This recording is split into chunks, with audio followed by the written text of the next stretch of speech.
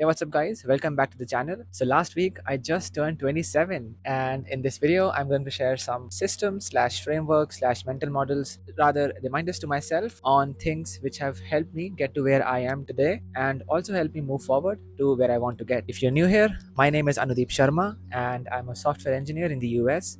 And on the side, I document my journey on this YouTube channel on topics relating to lifestyle design and better living and so much more. So, if any of that sounds vaguely interesting, please consider subscribing. Without further ado, let's get started.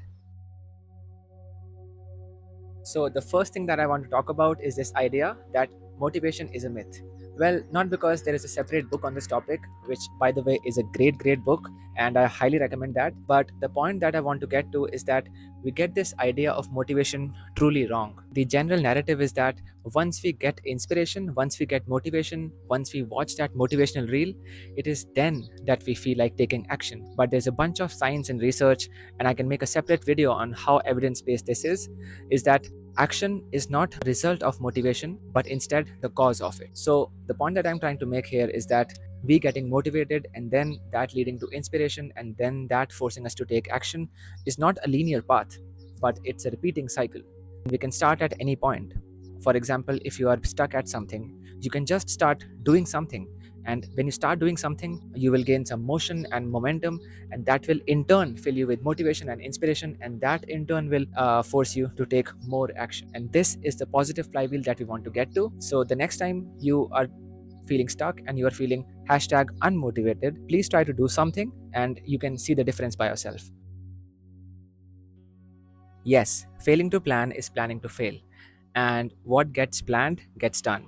I'm a firm believer of this, and you might have also noticed that when you sometimes wake up without a plan of what you need to get done throughout the day, and you are just stressed and overwhelmed by the vast number of things that you need to get done, it just is a very unpleasant feeling. And in this situation, A, we have a lot to get done, and B, we don't feel like getting anything done. So, personally, for me, I've noticed that planning my day the first thing in the morning does wonders to my productivity and my mental health because I feel more in control of what I need to get done throughout the day, how my day schedule looks like, and what I need to get done when I need to get done. And if I can make changes to my schedule based on the new emails and messages that I receive, or the requests that I receive, or if I want to meet someone who has traveled 3 hours to just meet me, can I make changes to the schedule? Can I tinker with my to do list to push something to tomorrow or the day after to meet them? All of this is just so empowering, and I feel so much in control, and it really does wonders to my productivity, as I said. We all need to understand that planning and execution are two different modes of operation. What many a times happens is that we straight away dive into the task and we feel overwhelmed and stressed and helpless because we don't know where to go and we are still exploring where to go, but we have to get that particular thing done. So you can actually schedule 5 to 10 minutes of planning and exploring what you need to do for that particular time block, for that particular task that you need to get done.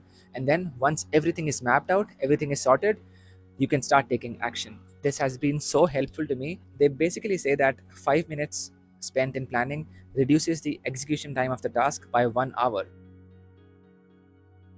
Alright, despite what I said in the last point, there is something to be said about serendipity and the chaotic nature of this life. But it is very easy to fall into this trap of over optimizing every hour and every minute of this life because A, that sucks the fun out of it, and B, we really cannot control everything.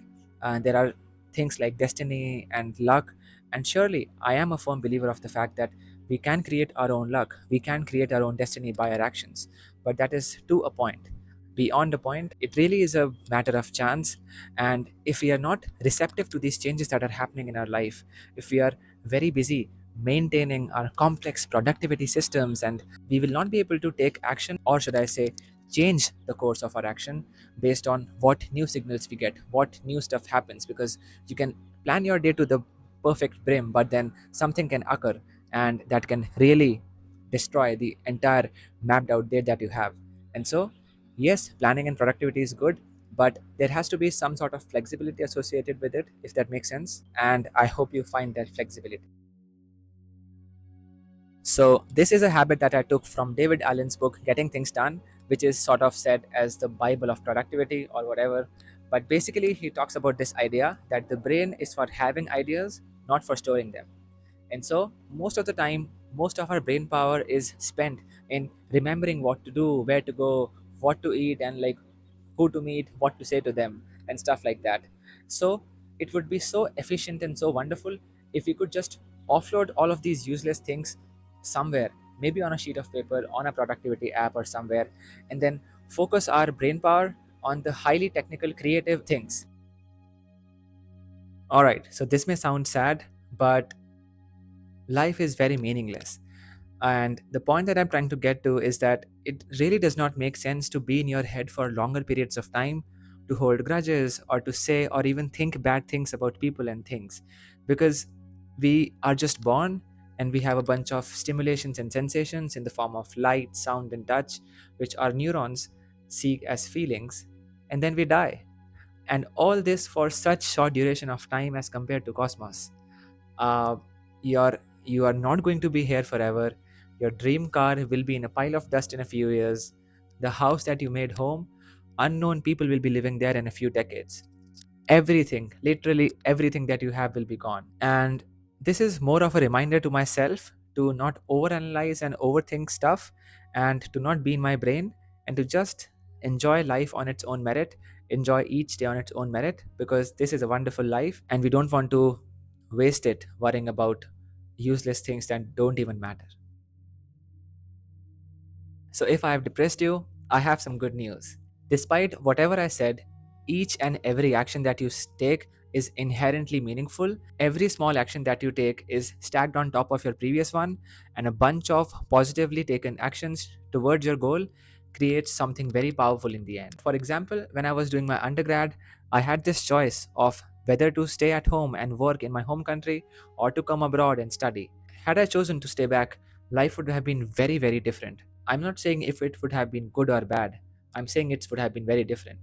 Similarly, during my master's, when I decided to change my fields, I could have decided on not changing my fields and continuing on mechanical engineering. But now I'm a software engineer. Again, two different things. Similarly, the life partner that you choose, the food that you eat, the values that you have, all these things have significant impact on the way that you live. And I'm not saying that one thing is better than the other. I'm saying that one decision stacked on top of the other creates a stack of decisions, and these stacks of decisions create a hurricane that is very powerful in the end. And so it is very worthwhile to make good decisions, take good actions. And by good, I'm not talking about particularly virtuously good. I'm talking about good in the sense that will help you achieve what you want to achieve. And yeah, in that sense, life is very meaningful. You know, the great tennis player Roger Federer just a few days ago gave a commencement speech at Dartmouth University, and he was mentioning that of most of the games that he won, he only won about 54% of his points. That is literally half of the points.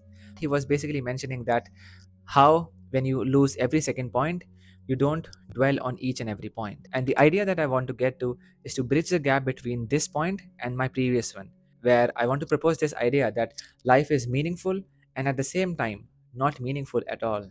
As Federer says, even if I double faulted, it's only a point. When I missed a point, that was also only a point. A great shot that is on top of ESPN's top shot of the season, that is also a point. So, when you are playing a point, it is the most important thing in the world, because a series of points won wins the game. But once it is behind you, it is just a point. It is all meaningless. And I think there is something very beautiful about this.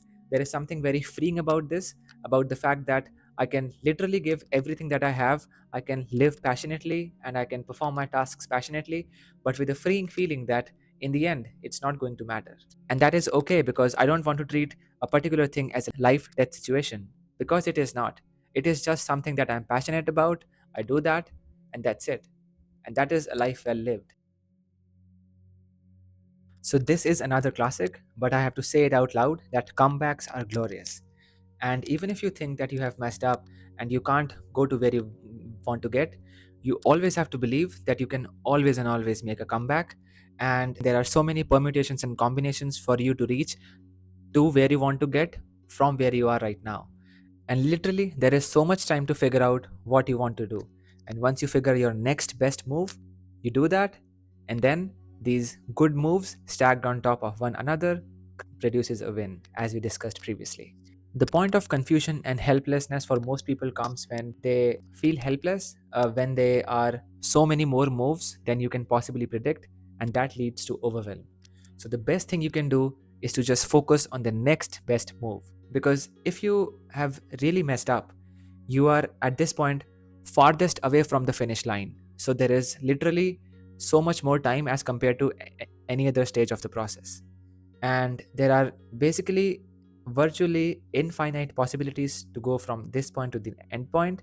And what that means is that there is an infinite number of possible ways to fix that problem that you started with. One thing that you have to keep in mind is that if you continuously work on the things that other people can't steal from you, for example your character, your skills, your persona, if you invest time and energy on these things continuously, there is no way you are going to fail.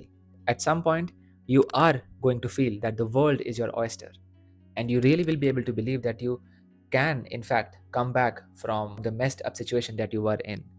And believe me, when you really do make that comeback, it will be glorious. Okay, so the idea that I want to introduce is called region beta paradox, and Chris Williamson talks a lot about it in his podcast. And the idea is, imagine if you want to go a mile or less, you can walk and go there. But if you want to go to a place that is a couple of miles or more, you will drive there. So paradoxically, you go 2 miles faster than 1 mile. And so basically, the point is that it is actually better to be in a worse situation than be in better situations. The people who are in a better job than you, who are in a better relationship than you, are maybe in just okay jobs and okay relationships, and they are in this beta region where they don't feel the compulsion. They are just comfortable enough to not take any action. But you, on the other hand, are not comfortable. You are hurting.